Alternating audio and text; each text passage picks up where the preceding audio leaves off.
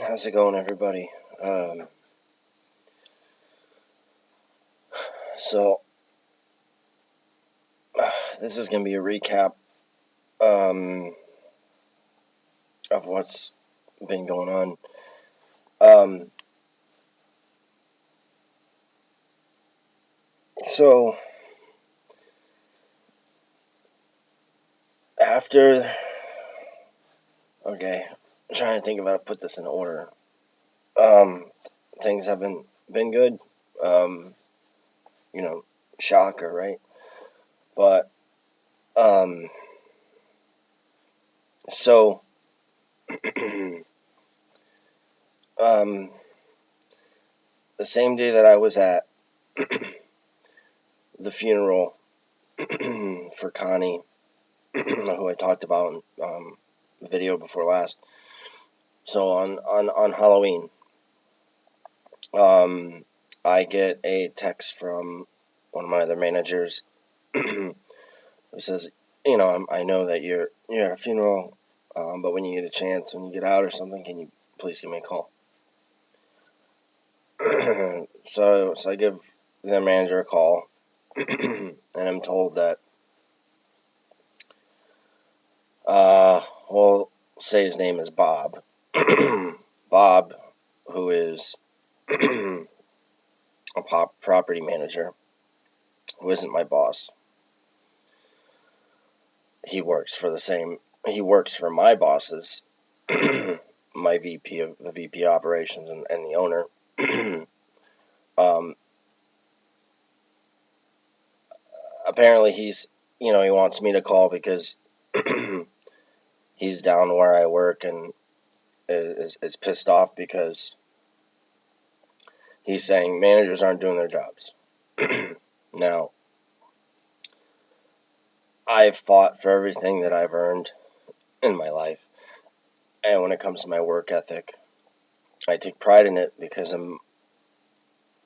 I try to do the best that I can.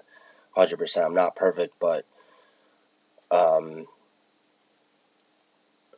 at that point, I was a week away from hitting 10 years that I've been in my field, and 9 years with the company that I'm at now, and 6 years as a manager. I was a week away from that. So I call Bob after I'm told by the manager that he wants to talk to all the managers, whatever. No, what it was is that he was put in task, in charge of dealing with the new cleaning crew that we had that stays overnight and cleans the place. Now, he had come in on their third night. He had come in the morning, that morning of the funeral on Halloween, and saw that there was two things they hadn't done yet, or they didn't do, or something. But anyways, he lost it, and he fired them and whatever. Now he took that anger and put on us, management, saying that we're not doing our jobs. When the night before was the first time I met the cleaners, who seemed very nice, and for the first 2 days they were doing their job. Everything was fine when we come in the next morning.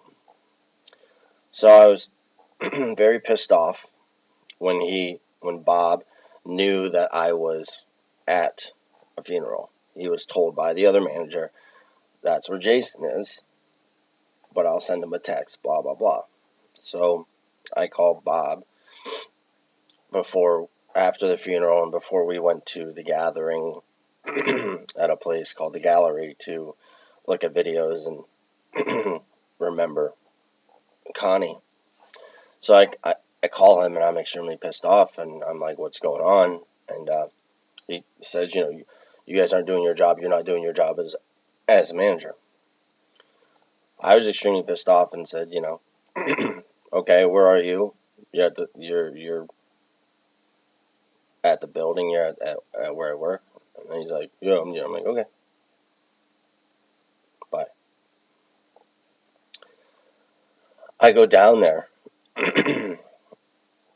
in all black from the funeral, and I go in and I go into the office and I say to the other manager, where is he? Oh, he's somewhere in the building. Okay. So then he pops up a couple minutes later and walks into my office, our office, and with a smile on his face, and starts saying that we're not doing our jobs because of this, and that. And I just fire back, and I'm like, I'm extremely pissed off right now. Why the other manager watches on and doesn't say anything, because I found out later she thought I was going to knock him out. But I sat there and say, you telling me I'm not doing my job, and then I just go off on everything I've done and how the new cleaners, I just met them the night before. How am I supposed to? And they did a fine job the 2 nights before, so I don't understand. You don't have the right to question my work ethic, because I take pride in it. I fixed inventory, which was messed up for a year. I fixed it in 4 days. I would paint and do maintenance things to where they didn't have to have companies come in and pay them to do it. I would stay there hours where I didn't get paid. I would stay there 20 hours straight for a month and a half after doing a double, and then I would stay there overnight until 8 a.m. the next day fixing things so that they wouldn't have to pay a crew to come in and do it. I would go out of my way to make sure certain things are fixed. When it comes to work ethic, I'm not perfect, but it's the number one thing I take pride in, because I am professional, I work hard, and I go out of my way and above and beyond.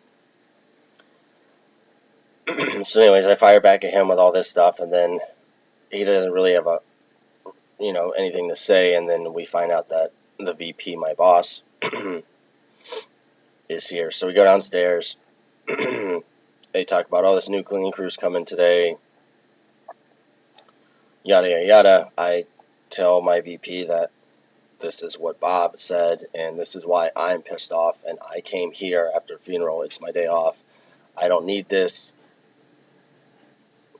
I'm told and reassured, calm down, everything's fine, he's probably just mad, this and that, no, you do a great job, this and that, and, thank you for coming down, yada, yada.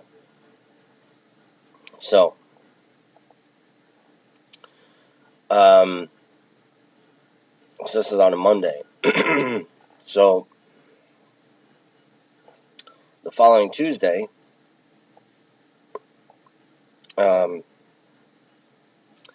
I am sleeping, and I take meds to sleep because I have night terrors, and they knocked me out, which is good. I still have the night terrors, but the meds keep me from waking up. So my body gets rest, even though mentally I'm exhausted. And, I've had the night terrors for almost 17 years now. Nothing seems to help. Different meds, talking, therapy, whatever you want. It's supposed, what I was told by my doctor is that it's because I had PTSD from the trauma stuff that happened to me when I was younger and in my teenage years, and the kind of life that I've had to struggle with up until this point. I said, okay. I honestly thought of a stereotype of PTSD as someone who, is just walks around and, I don't know. I just had this different version. But anyways, so that following Tuesday, after that went down, my brother decided to take my wallet and my car keys that were in the bed with me under the sheets, because I was letting him stay here one night, and I guess that's my fault, but my mother begged me because she didn't want him sleeping in the car, and he just needed one night. So he literally went under the sheets and took my debit card, the cash out of my wallet, and my car keys, stole my car, took the car to gas station, used my debit card to purchase cartons of cigarettes to there, and then from that sell drugs. or buy drugs, sell them for drugs. So I obviously called the cops, looked at my account, realized it screwed up like my rent money and money I had in there. Now, cops came after hours of him being gone. They set up a little trap where I live, and I said, if he sees your car, he's gonna book it. So you might want to hide in this area or whatever like that. My mother, who was at work at the time, texts him and says, you have Jason's debit card. Why'd you take his car? Blah blah blah. And he's just like, I don't have anything about a debit card. I'm bringing the car back. I relapsed. Whatever. So they arrested him because I pressed charges and handed me the debit card, which I already canceled, and the money that was taken out, the $200 worth that he used, I can't get back because I was told by the bank that, I guess this used to happen years ago where you could walk into a bank and say, oh, my uncle or my sister or a family member stole this amount of money. Even with a fucking police report, they still can't verify or prove that I wasn't in on it, therefore I can't get it back. If it was a complete stranger that stole my car, then they could give me the money back. But because it was a relative, my brother, I can't get the money back. So that happens. I have to make tons and tons of phone calls to the company that I rent my place from, and talk to all these different people and yada yada yada, and tell them to hold off on I paid my rent on time for over 5 years now. I'm very OCD when it comes to my bills. I have a system. um, anyway, so that happened. So 2 days later, oh, and they released him the same night because apparently stealing a vehicle and people's cash and debit card and stuff like that, that's just a misdemeanor, which is complete bullshit. So, but I still press charges, so whenever I have to go to court, I'll go testify or whatever, because I'm done. And I know some of you may be thinking, oh, it's a disease, because he was a recovering addict. I've been trying for 16, almost 17 years to do everything I possibly can, and then giving him chance after chance. I got him his last 4 jobs. I spent money on him that I didn't have so that he could have food or certain things he needed, or I would take him place A or place B because he was so down and wanted to feel normal, and I would go out of my way after working my 14, 15-hour shifts on my days off. I helped him for 16, almost 17 years. I did everything I possibly can, and this was the final straw. If you total up everything, including cars and Xboxes and money and jewelry and DVDs and CDs, just everything that he's ever stolen from me, it's got to be close to $50,000. Anyways, so this happens, and it sucks. I'm never gonna have my brother back, the one that I loved and grew up with. I'll always love him and wish him the best, but I can't have that around me ever again. I can't trust him. I can't, and it sucks because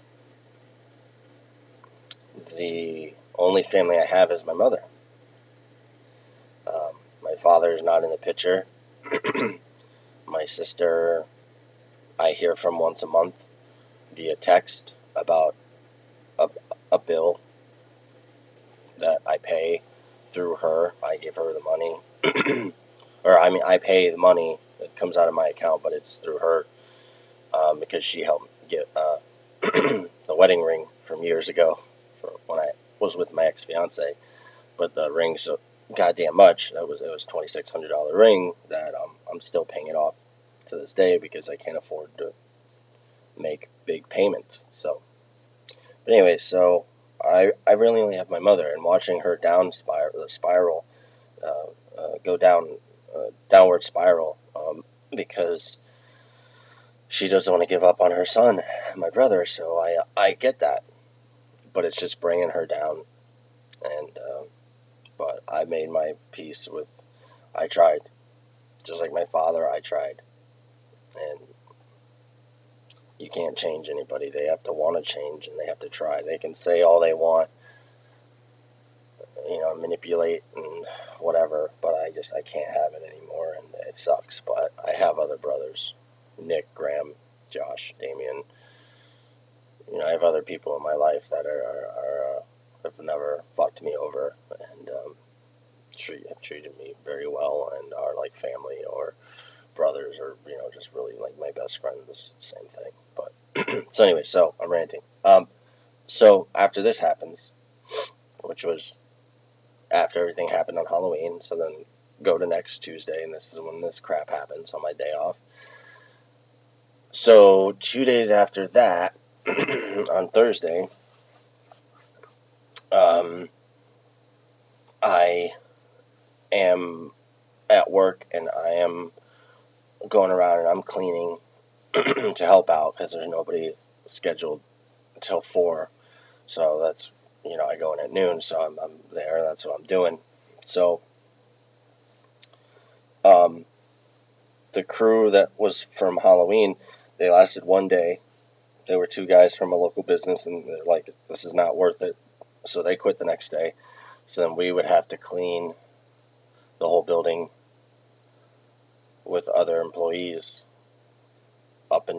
for a week, up until Tuesday. So Monday's a funeral, the thing that happened with Bob and the VP, and the following Tuesday is when stuff happened with my brother, and then 2 days later, I'm at work and I'm doing cleaning stuff, whatever. Bob comes in, my VP, who's my boss, and the owner comes in, and the other manager, Josh, who's the older brother I never had, or one of the older brothers I never had, and I've known him for a long time. He comes in, and we're told, we're getting an actual professional cleaning company to come in to work overnight, do stuff, clean. And so this is a day before my 10-year anniversary in this field, 9 years in this building, and 6 years as a manager, day before. And my VP calls me over, and we're all in the lobby, and and she makes the announcement and says,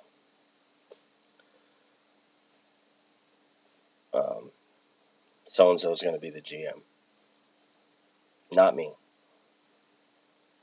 I have the most experience, been doing it the longest. In the field, I've been doing it the longest, manager-wise. It's the day before I hit my 6-year mark. This is not a knock towards Josh, Josh is like my brother. They made him GM. This is not a knock towards him, but everybody knew that was my spot, that I deserved it, and I felt that I deserved it, because it wasn't about more money or anything like that. It was about just having the final word. But because of Josh's mentality, his work ethic, and stuff like that, things will still get done, which is great.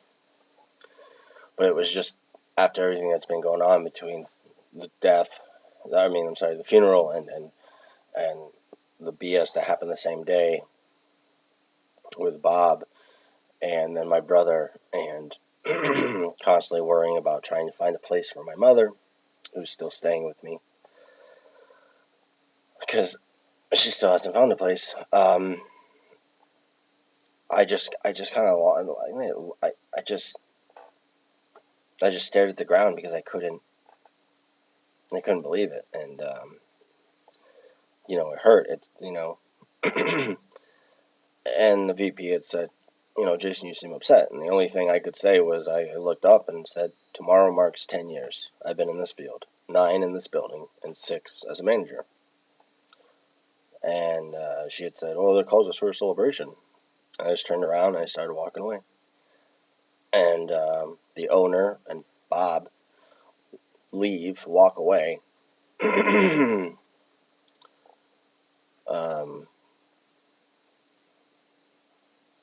Because they don't, whatever. They walk away, and then my VP comes after me and starts telling me that I'm valued, and everything you've done is great, and don't take this as a slight towards you. It's just that Josh can talk to everybody.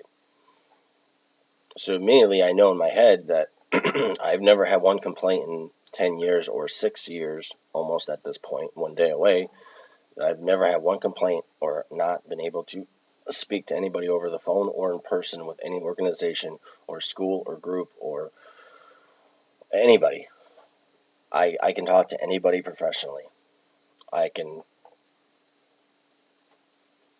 calm situations down. I'm a pacifist regardless of how I may look in person, or I look angry or whatever. I talk to everybody with respect and professionally. I didn't Bob on Halloween because of what he said, and I'm pretty sure that's what it came down to. Is he sat there and said, "Well, don't make it him, don't make it Jason, because I can't talk to him. He just goes off on me, blah blah blah." When you question my work ethic in such a demeanor and a way of saying it, yeah, I was pissed off, especially when you knew that I was at a funeral, and then stuff happened with it. So I'm over it, but it was hard to process, because it's when you know that you've done something for so long and you've gone out of your way, you've worked hours you didn't get paid for, you went above and beyond because you care so much and put your blood, sweat, and tears into a place, and you want it to be successful. That was a huge blow, like and it has nothing to do with Josh. Josh is great. One of the reasons we were like brothers is that I've known him since 2005 is because he works as hard, if not harder, than me. Great work ethic, great guy, professional, everything. Love him to death. His kids call me Uncle Jason. So, it's them. It's the the higher ups that just puzzled me with that. But so, and then as I'm dealing and processing this stuff, I found out that my mom found a place, and they told her, "We want to rent you this 2-bedroom house and put your name and put the utilities in your name." And she's like, "Okay, well, that's great. And then we'll call you in 2 days so that you can sign paperwork and get you in for the 1st of December." So 2 or 3 days later, she sends an email saying that, a couple came by after you, and we're renting it to them. So my mother calls her and is like, "You told me to put the utilities in my name. We met in person for half an hour or an hour. Like, you told me you were renting it to me. What are you talking about?" So, well, this couple came in after you, and I guess they offered more. So it's just been trying to get used to everything and not stress out, and it's just, I know things could be worse, but it's just one thing after another. And that's the other thing, is I would record almost daily if I could, but I rarely ever have privacy or time in my own place. because my mother's staying with me, and it's not a big place. It's not like I can go into another room and record. It's not how my apartment is shaped or built. It's very small. It's almost like a studio. So, but anyways, I'm ranting.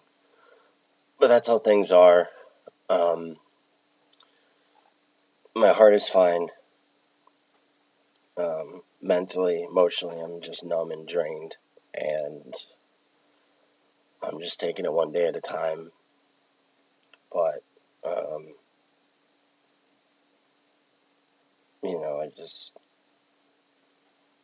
a decade of working your ass off, and a lifetime of just trying to be the best person you can, treat others the way that you'd want to be treated. Just keep getting shit on, or and I mean, it's not all about me, but it's just I mean I try to stay positive. I really do, even though my videos are not that positive. And the reason I think I'm going to change the description in the about section. So I know I haven't really talked about Tourette's, OCD, social anxiety disorder, etc. I try to talk to them. I try to tell you about how living with all of this is, because I want anybody who is going through the same thing to understand, or I want you to know that I can relate. It's not like a pity vlog or anything like that. I want to let people know who are struggling in the same situations that everybody goes through this. And if you're young, it's not the end of the world. If you're in high school, it's not the end of the world. Um, if you're out of high school, the older you get, the more experience in life you go through, and you really see things how they are. It's just can be so tiring. It just takes so much out of you, because you just you just want a normal, in your head, what a normal life would be, and then you have to deal with your medical situations,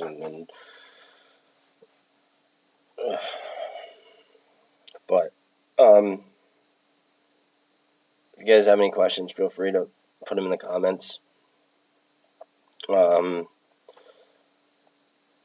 Anything, if you're going through the same thing, please share. Let me know. Um, I hope you're all doing well and better than me. And hopefully I'll talk to you guys soon.